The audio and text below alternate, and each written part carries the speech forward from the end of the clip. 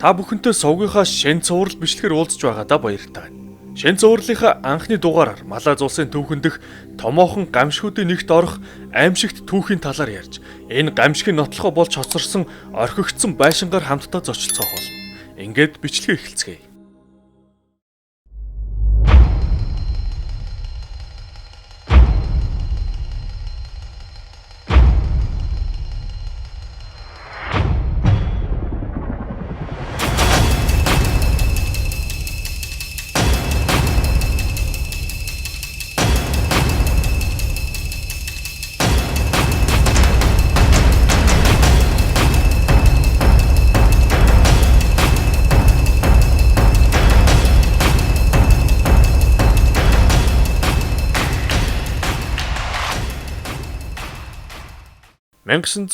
оны 12 дугаар сарын 11-ний өдөр Малайз улс Куала Лумпур хот. Орон нутгийн цагаар 13 цаг 35 минут.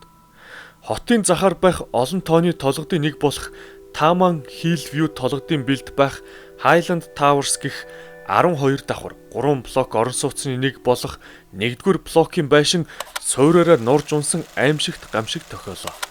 Өөрөөр хэлбэл бүхэл бүтэн орон сууцны 12 давхар байшин зүгээр л босгоод тавьсан даалан унаж байгаа мэт газарт тасхийн унсан юм. Байшин унсан шалтгааныг хожим 2-7 хоног тасралтгүй орсон борооны улмаас үүссэн хөрсний гулсалтаас болсон гэж үзсэн байна. Энэ гамшиг болсон 12 дугаар сарын 11-ний өдөр Бэмп гаригийн амралтын өдөр байсан тул тус байшингийн ихэнх оршин суугчид гэртээ амарч байсан гэжээ.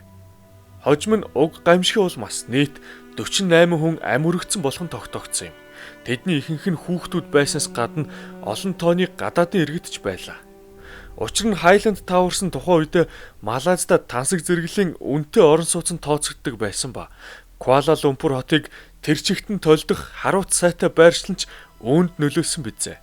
Гамшигын дараа Япон, Сингапур, Франц зэрэг улсын аврагчид ирцгэн нуранган доороос хүмүүсийг эрен хайж аврахад нь тусалцгаасан байна.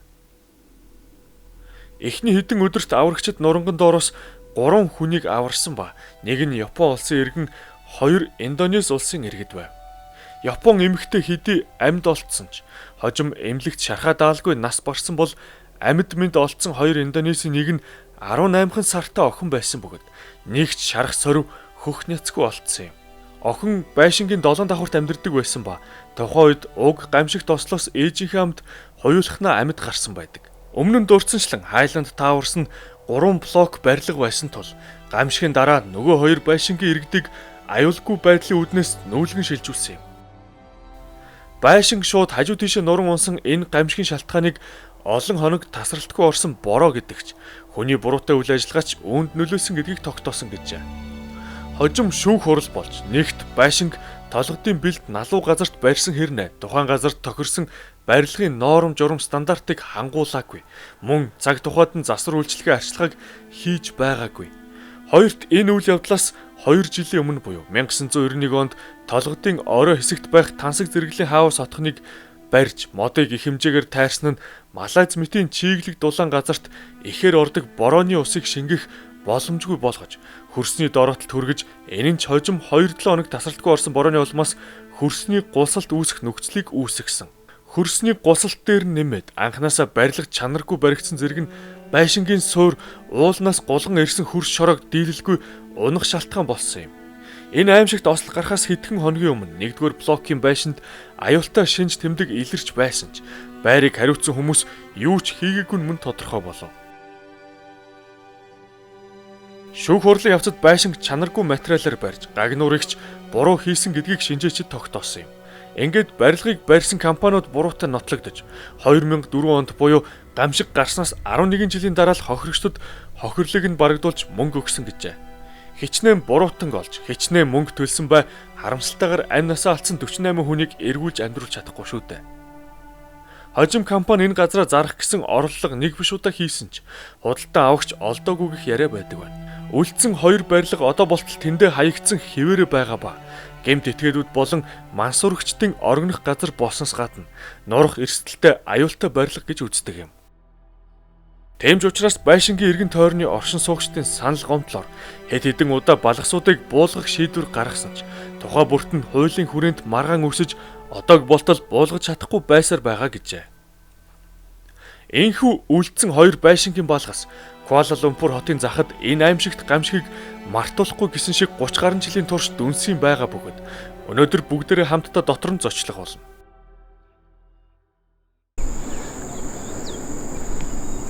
Би Куала Лумпур хотын төвөөс цаг гарan явж Highland Towers-ын үүдэнд ирээд байна.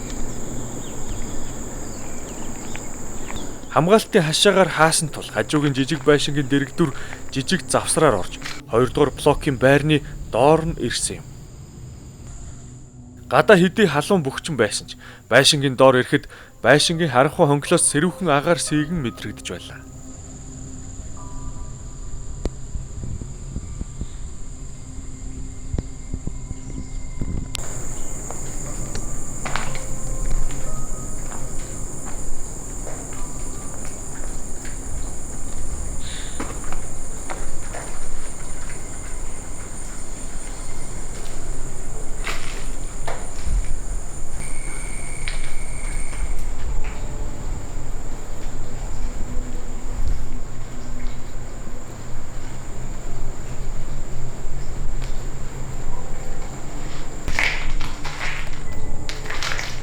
Зоолн шинэхэн мөр бол харагдахгүй. Гэхдээ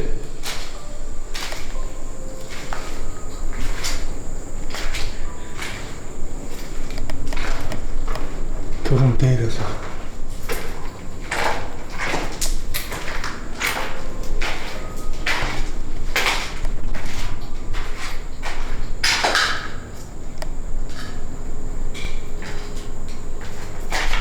ямар чимээ бол дуурайд байгаа.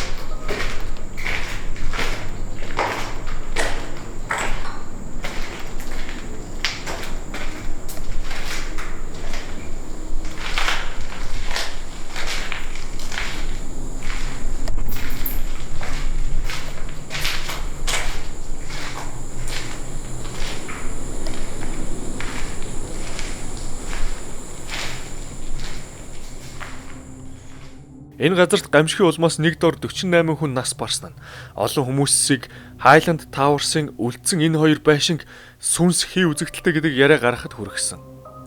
Бичлэгэн ихэн дуурснаар энэ ослоор маш олон хүүхдүүд нас барсан гэдэг нь өрөөсөн гараа хайж буй хүүгийн сүнс байдаг гэх амд амжсан яриа бий болгосон байдаг.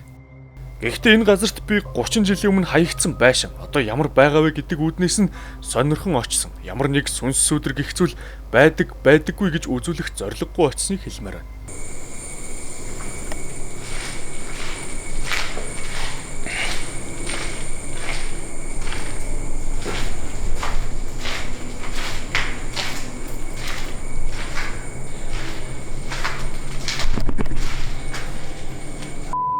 Нохоо байсан юм шүү дээ.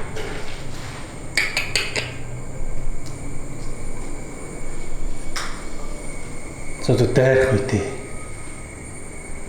Би харахгүй энэ газрын яг сая үүдэн дээр нэрэхэд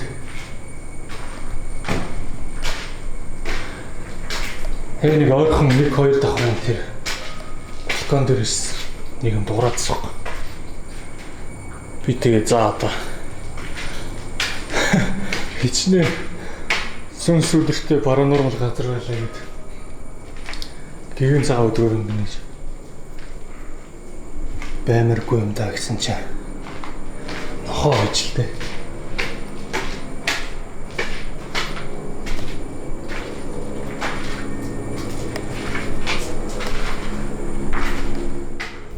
Highland Towers нь өмнө хэлсэнчлэн нутгийн иргэдийн дунд сүнстэй гэдгээрээ алдартай газар юм.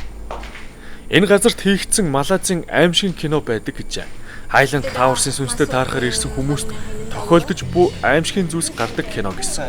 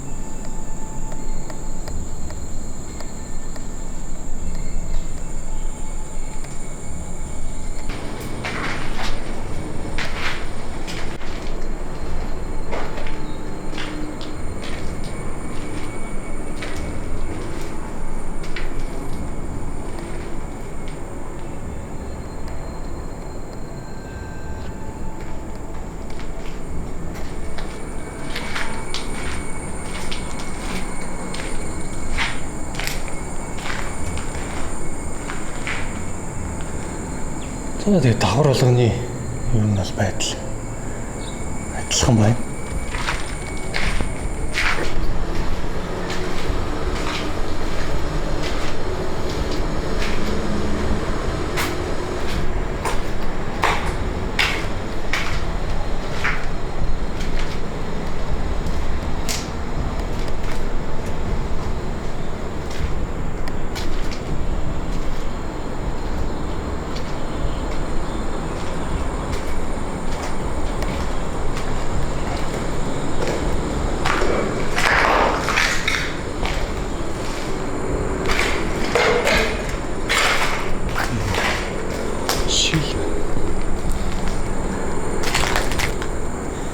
Амар юм байна.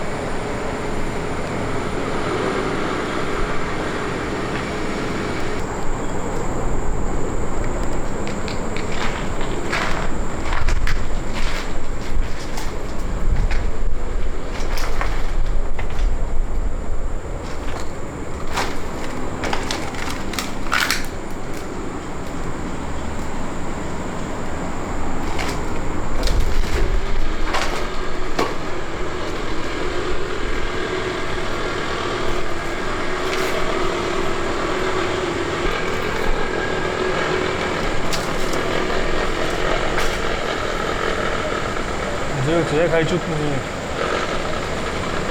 машингууд бас баригдаж байгаа юм байна.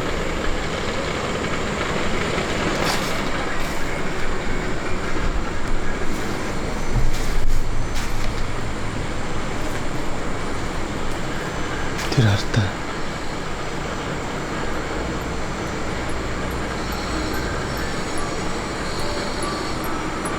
ABC цагаан толгой шүү дээ.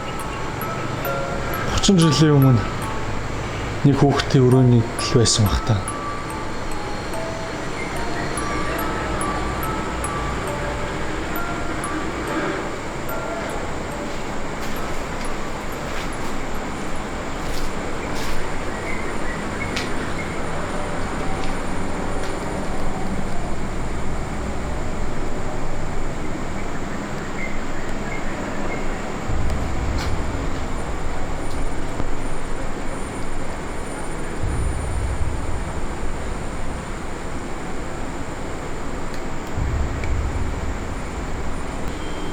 Нийл хөгжсөнд дэгдсэн. Ялангуяа ихэнх чигтэй байдаг. Дээрээс нь бороо ордог энэ хэсгүүд бол хөгжсөнд бол их итгэцэн байна.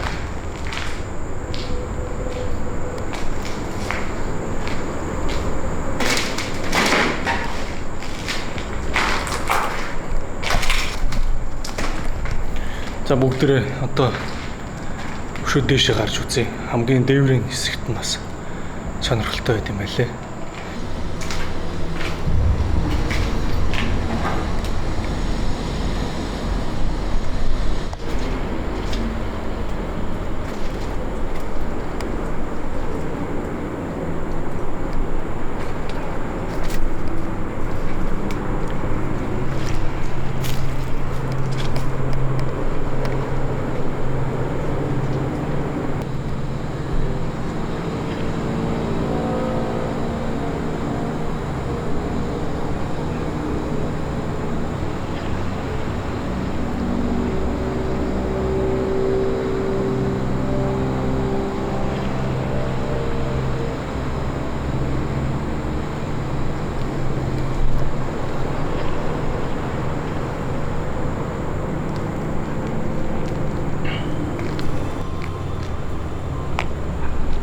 Энэ бол нөгөө хажуугийн байшин. Одоо нурааг үйлдсэн 2 дахь байшин гэсэн үг шүү дээ.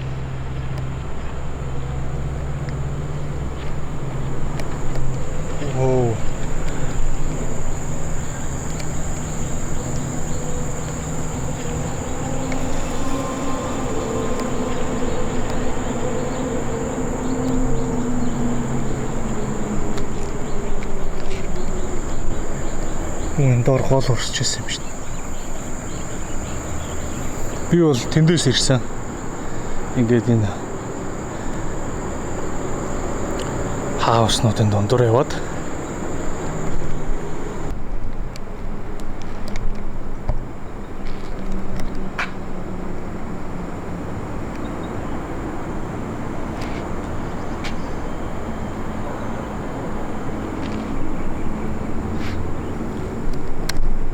тэг ингээд дээр нь үүс ургамал ургацсан, мод зод ургацсан тий.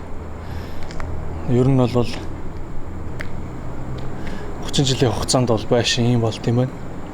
Энэ хоёр байшинд нь бол мэдээж бас хүн амьдарч исэн. Гэхдээ азар энэ хоёр байшин зүгээрээс уучраас байсан ч гэсэн одоо хүмүүсийг нүүлгэн шилжүүлэхээс өөр аргагүй болсон.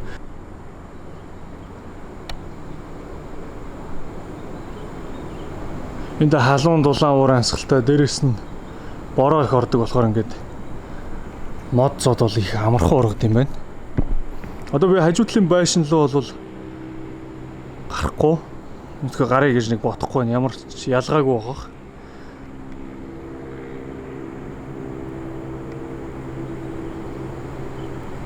Ингээд дээр нь ингээд мод ургацсан.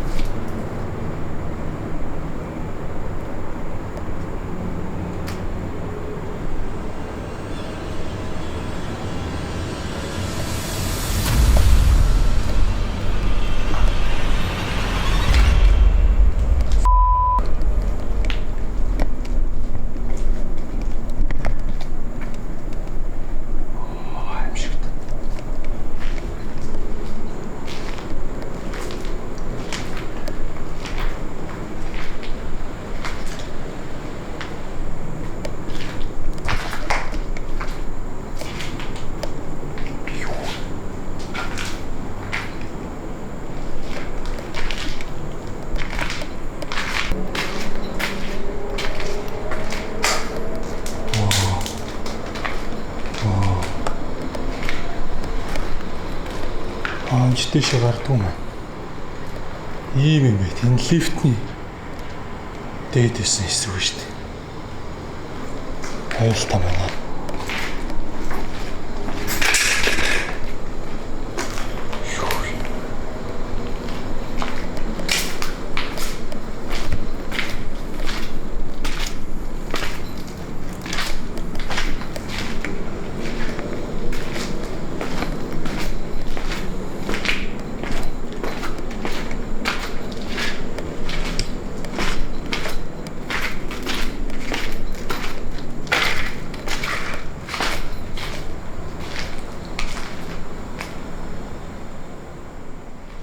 Ийм олон давхар хаягдсан барилгуудад явж байгаад хүмүүс амь насаа алддаг хамгийн түгээмэл шалтгаануудын нэг бол сая үзүүлдэг цахилгаан шатны хонгил руу андуурч орох гэдэг юм байна л. Тэр дундаа ийм газруудаар харанхууд явж байгаад зүгээр нэг өрөө гэж бодоод ороод унаж байсан тохиолдлууд маш их байдаг гэсэн. Бичлэг үзэж байгаа хүмүүрт ер нь сануулсан хэлэхэд ийм хаягдсан газраар явах нь тун аюултай. Ийм газруудад дээрээс юм унах, эсвэл өөрөө доошо цөмөрч унах гэх мэт аюулаас гадна Ямар нэг дээрэмчин алуурчин мансуурагч гээд ямар ч этгээдүүд явж байх боломжтой. Мөн миний аяллаа явцад иймэрхүү газруудад нэг биш удаа таарсан золбин нохтын ч аюул байгаа гэдгийг анхааруулмаар.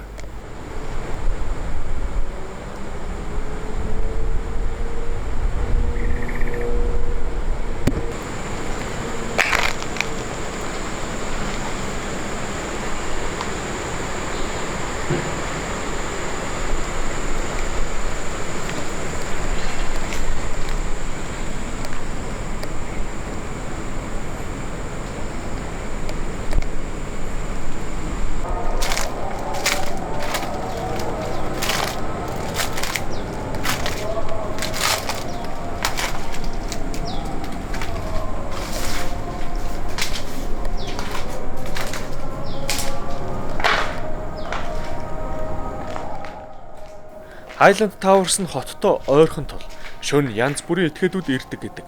Хэдэн жилийн өмнө энэ газарт хорогдож байсан гэмт этгээдүүдийг цагдаа нар баривчлах явцдаа хоёр хүнийг буудаж хөнөөсөн ч гэх мэдээтэй таарч байв. Энэ миний Малайз улсаар аялах хугацаанд хийсэн ганц бичлэг биш. Өөр сонирхолтой бичлэгүүд ч байгаа тул хэрэв та бүхэнд ийм төрлийн бичлэг сонирхолтой байгаа бол өргөжлүүлэн цуврал болгон оруулах болно. Ингээд энэ удаагийн бичлэгээ төгсгье. Удахгүй улам сонирхолтой бичлэгүүдээр уулзалт болно. Баяр таа.